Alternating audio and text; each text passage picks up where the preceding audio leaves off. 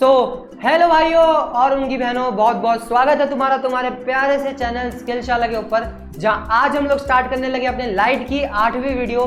जिस किसी ने भी पहले वाली वीडियो नहीं देखी, जिसके अंदर हमने image form by concave mirror पूरी तरीके से खत्म कर लिया था, जाओ जाके पहले वो वीडियो देख के आओ। ऊपर आई बटन पे लिंक आ रहा होगा, उसे टैप करो और वो वीडियो मिस मत करना।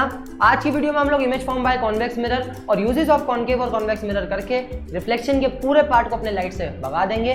तो बिना किसी टाइम वेस्ट किए बिल्कुल चलते हैं अपने आज के लेक्चर की ओर। और आज का लेक्चर बहुत प्यारा होने वाला है, बहुत अच्छा होने वाला है, बहुत सही नई चीज़ें जानने को मिलेगी तुम्हें। तो पहले इंट्रो लगा देते हैं, फिर स्टार्ट करते हैं।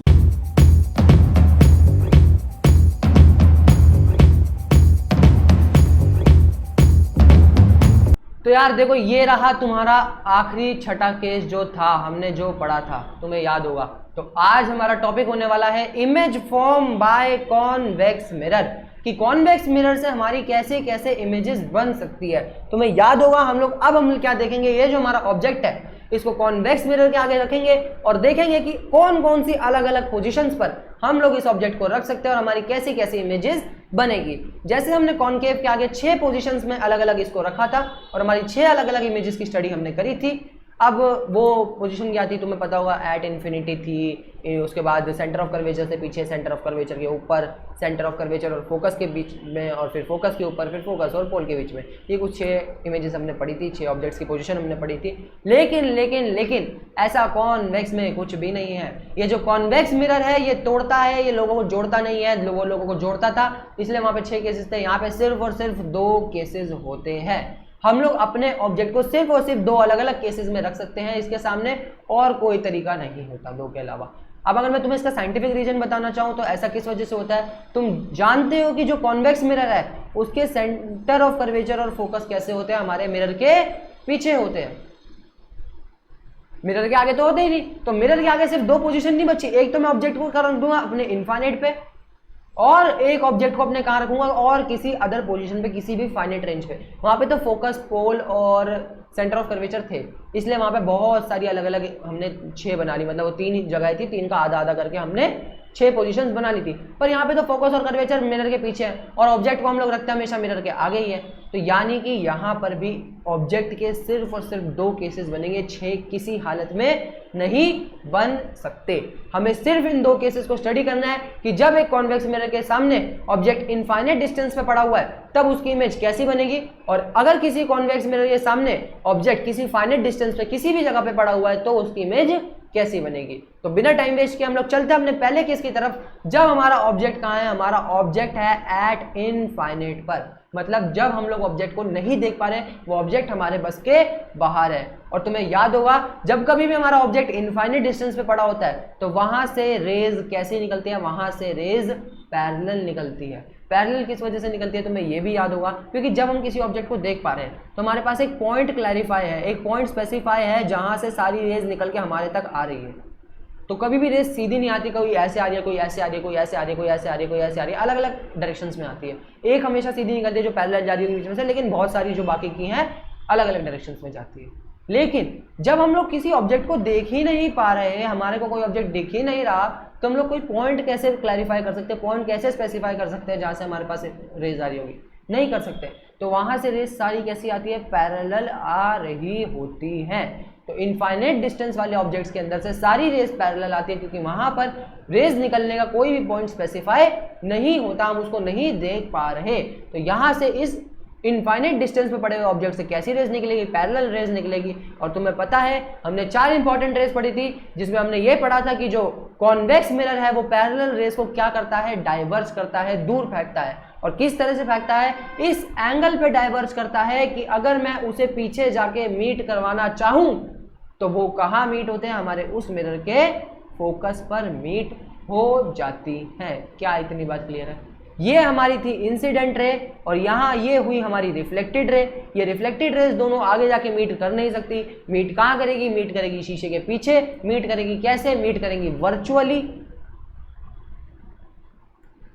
तो यहां पर हमारा ऑब्जेक्ट कहां बना है, हमारी पोजीशन ऑफ ऑब्जेक्ट है बिहाइंड द मिरर, या तुम लिख सकते हो at focus behind the mirror. Focus पे बन रही है हमारे मिरर के पीछे, और यहां पर रेज असलियत में मीट नहीं कर रही, वर्चुअली मीट कर रही है, इसलिए हमारे इमेज का नेचर कैसा होता है, वर्चुअल एंड इरेक्ट होता है।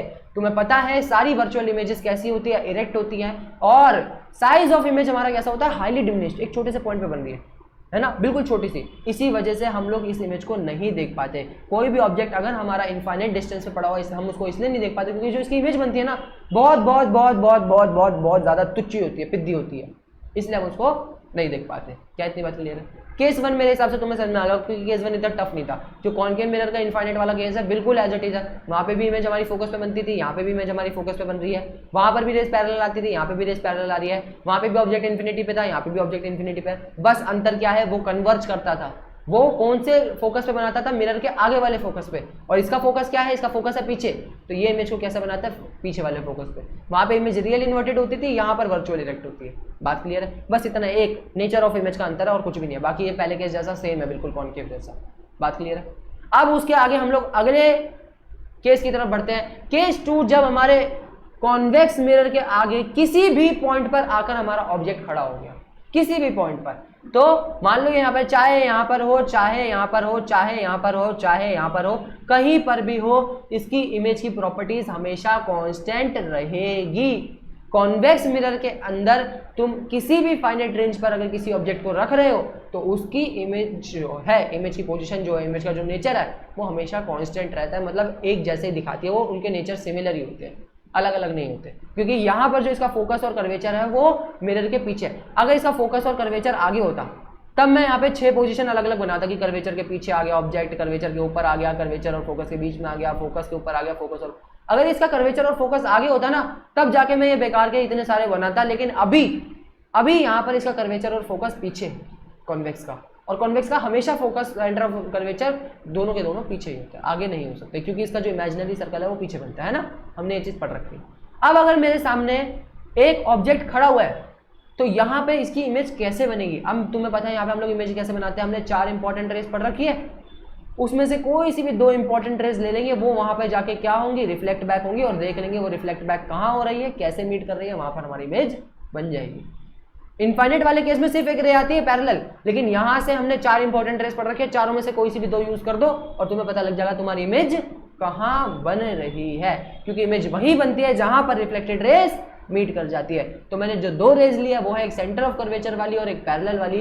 तुम्हें पता है जो रे पैरेलल इंसिडेंट होती है वो इस एंगल पे डाइवर्ज हो जाती है कि वो पीछे जाके फोकस से मीट हो जाए, और जो रे सेंटर ऑफ कर्वेचर की डायरेक्शन में आ रही है वो जैसी आ रही होती है वो एज इट इज वापसी चली जाती है। ये चीज हमने इंपॉर्टेंट रेस के अंदर पढ़ी थी, वो चीज जरूरी है इस चीज को समझने के लिए। अगर तुम्हें इंपॉर्टेंट रेस नहीं आती तो तुम्हें रे डायग्राम समझ में नहीं आएंगे, वो चीज जाके समझना।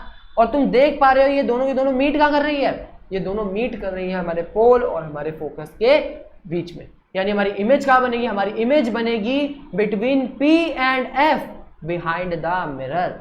और इमेज का नेचर कैसा हुआ तुम देख पा रहे हो, हमारी जो वो है रेस वो वर्चुअली मीट कर रही है, और हमारी इमेज भी ना सीधी खड़ी हुई है, तो यानी कि इसका नेचर हुआ वर्चुअल एंड इरेक्ट। और साइज कैसा है, डिमिनिश्ड। पिछली वाली का हाईली डिमिनिश्ड था, इसका क्या है, डिमिनिश्ड, छोटा, इतना ज्यादा भी छोटा नहीं लेकिन छोटा, हम लोग देख पाएंगे, ठीक है। तो हमारा जो साइज ऑफ इमेज हो जाता है वो कैसा हो जाता है, डिमिनिश्ड हो जाता है।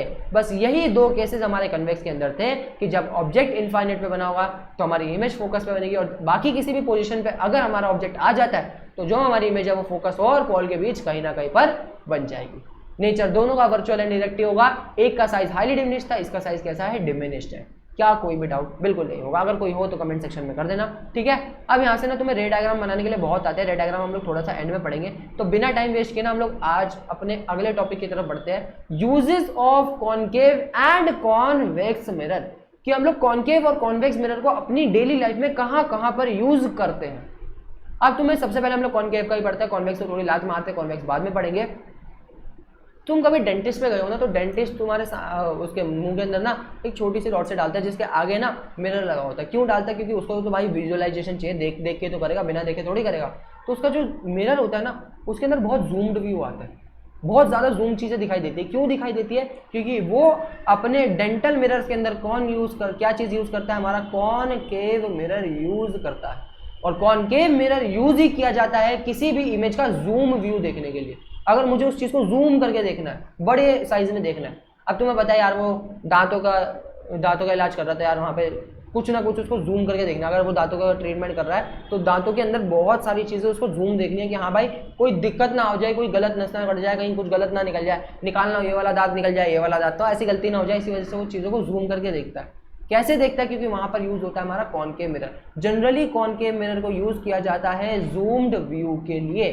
कहाँ कहाँ यूज़ किया जाता है? सबसे पहले हमारे व्हीकल्स की हेडलाइट में यूज़ किया जाता है, क्योंकि वहाँ पे भी जो लाइट अंदर से आ रही है वहाँ पे उसका जूम व्यू दिखना चाहिए लोगों को, लाइट ज़्यादा से ज़्यादा फैलनी चाहिए। साथ ही साथ शेविंग मिरर्स के अंदर भी यूज़ किया जाता है। शेविंग मिरर्स जब हम लोग शेव करते हैं तो शेव करते समय भी हमें एक एक बारीकी देखनी है, तो हमारा जो शेविंग का मिरर होता है ना, वहाँ पे भी ये चीज़ जूम की दिखाई देती है। वहाँ पर भी कौन सा मिरर यूज़ होता है? कॉनकेव मिरर यूज़ होता है। बस ये चीज़ याद रखना कि जूम्ड व्यू के लिए कॉनकेव मिरर यूज़ होता है और कॉन्वेक्स किस लिए होता है भी आगे पढ़ेंगे। साथ ही साथ सर्च लाइट पता क्या होती है? तुमने वो देखा है सीआईडी के अंदर जो टॉर्च होती है ना, उसकी लाइट फैलती नहीं है, उसकी लाइट एक जगह पे फोकस करती है। बस सीआईडी के अंदर जो टॉर्च होती है वो एक ही लाइट पे फोकस करती है, एक ही जगह पे फोकस करती है, फैलती नहीं है।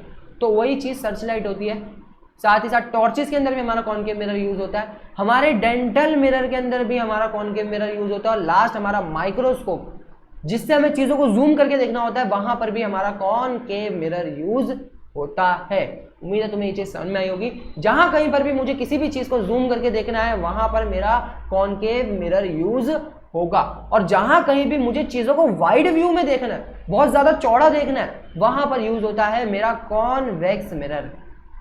अब एक बात बताओ, मेरे जो गाड़ी के रियर व्यू मिरर्स होते हैं, साइड के जो मिरर्स होते हैं, साइड मिरर कहा जाता है नॉर्मल लाइफ में, तो मुझे उससे ना पीछे की रोड दिखाई देती है। मेरे पीछे इस साइड पे कौन सी गाड़ी आ रही है, इस साइड पे कौन सी गाड़ी आती है, वो सब दिखाई देता है। तो अगर मुझे पीछे की रोड देखनी है तो जितनी ज़्यादा रोड में देख पाऊंगा, मेरे पीछे आने वाली जितनी ज़्यादा गाड़ियाँ मैं देख पाऊंगा, क्या मैं उतना ज़्यादा सेफ नहीं रहूँगा? तुम कहोगे बिल्कुल सही बात है। तो इसीलिए हम लोग अपनी गाड़ी के जो रियर व्यू मिरर्स होते हैं ना, वहाँ पर यूज़ करते हैं कॉन्वेक्स मिरर्स को।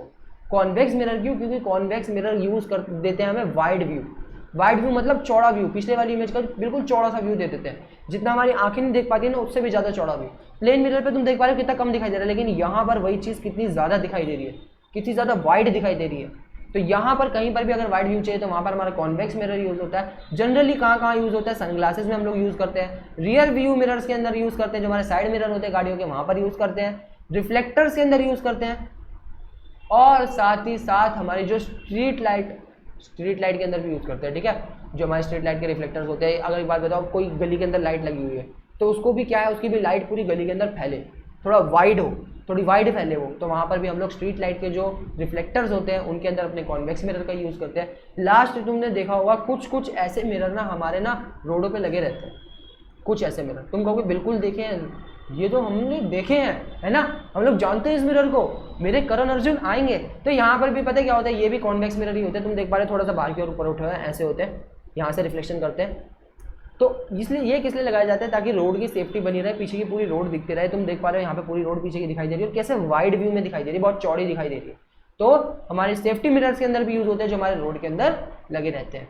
तो इतना ही यूज है हमारे कॉन्वेक्स मिरर का। कहीं पर भी अगर वाइड व्यू चाहिए तो कॉन्वेक्स मिरर, कहीं पर भी अगर जूम्ड व्यू चाहिए तो कॉनकेव मिरर। आज की वीडियो में हमने बस image form by convex mirror देखा है और हमारे यूजेस देखे हैं कॉनकेव और कॉन्वेक्स मिरर के साथ। इसी के साथ हमारे रिफ्लेक्शन का जितना भी पार्ट था ना चैप्टर के अंदर वो खत्म हो चुका है। न्यूमेरिकल वाला पोर्शन बचा, न्यूमेरिकल के लिए हम लोग एक साथ एंड में वीडियो करेंगे, जिसके अंदर हम लोग रिफ्लेक्शन और रिफ्रैक्शन दोनों के न्यूमेरिकल्स, सारी प्रॉपर्टीज जो हमें उनके अंदर करना है, जितना भी कुछ करना है, सब कुछ हमने एक वीडियो में देखना है। और इसी के साथ आज की वीडियो को यहीं खत्म करते हैं। बहुत बहुत शुक्रिया जो तुम हमसे यहाँ तक पढ़ने के लिए आए।